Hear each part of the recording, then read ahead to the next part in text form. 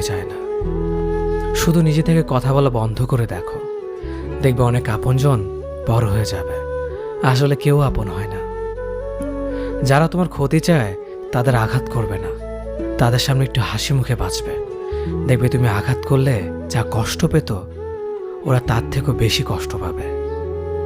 যত মিশবে ততই মানুষ চিনবে, অভিনয় যে কত প্রকার হয় তা বুঝতে পারবে।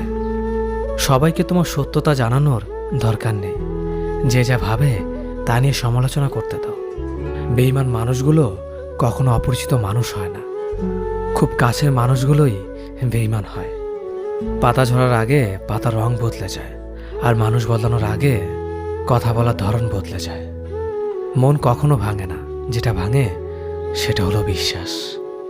কেউ যদি তোমার সাথে কথা বলা বন্ধ করে দেয়, তাহলে বুঝে নিও তোমার পিছনে তারা তোমার নিন্দা করা শুরু করে দিয়েছে।